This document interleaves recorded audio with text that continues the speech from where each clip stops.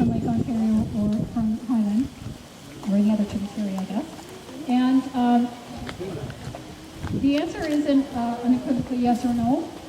Basically, the government does take tissue samples from almost all of the fish of interest at different locations within the Lake Ontario, as well as certain points within our watershed. Chinook salmon are one of those fish species that we get samples for basically what is contained in their tissues, and they're looking for contaminants that may be harmful for humans to eat, and they're looking at the concentrations.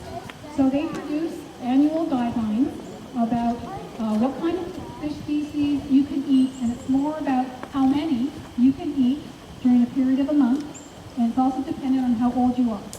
And the age of the human age factor comes in because the theory is if you are bigger, you can handle more chocolate than if you're little.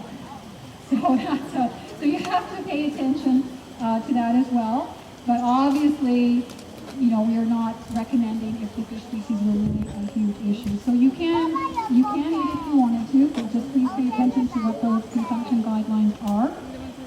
You probably could have guessed you would never be eating the Chinook at this time of year because they're on their way out and they would be anything but tasty, as well as if they were spawning, so we do not want to make them vulnerable that way.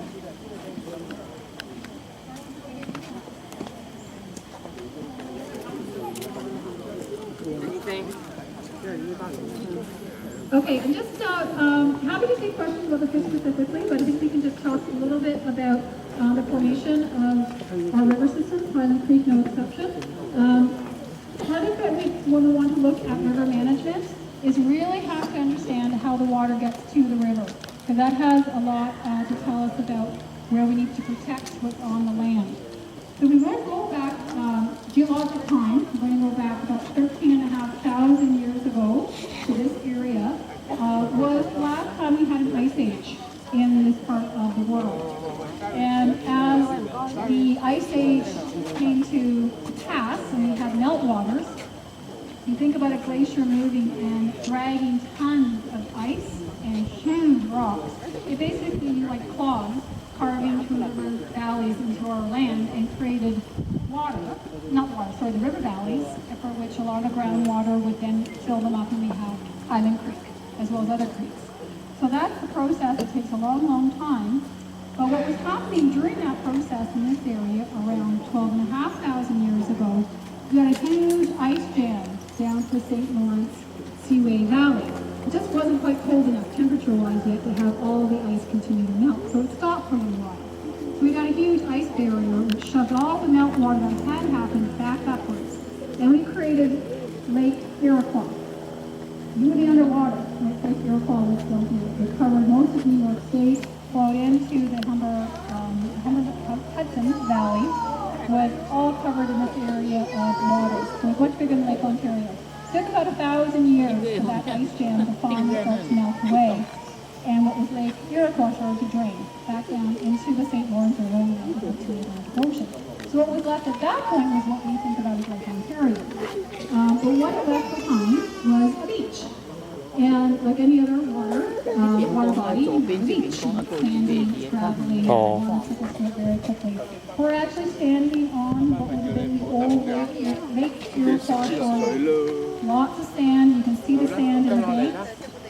And that allows water from the surface to percolate very quickly into the ground, underwater. It also allows that water to come up again very quickly.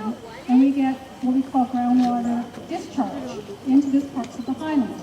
So I'm not that surprised that the Chinook have picked this area, because that discharge is that cold groundwater we talked about before.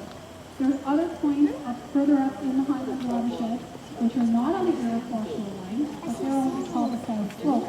And they contain a couple of aquifers or groundwater storage areas that probably take a lot of water away from the Oakland's mine and start to percolate up into the Highland headwaters. And that's why we have a lot of up there as they flow. And that South Slope is most of what Highland Creek soils are coming from. And that South Slope extends to that Field Avenue area, and that's what helps to define the Highland Creek watershed. Yes!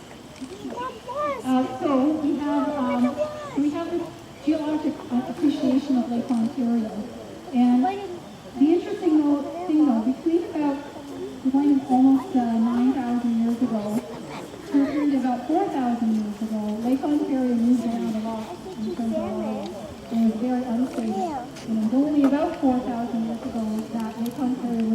野生的迄吼，迄肉足红的呢，伊个跟咱普通的巴西菲就无啥共款，迄肉足红。我上次都有看伊咧卖吼，很红，那个颜色跟我们吃的，我们是蛤蟆血吼，那它都是生的蛤蟆血那个颜色。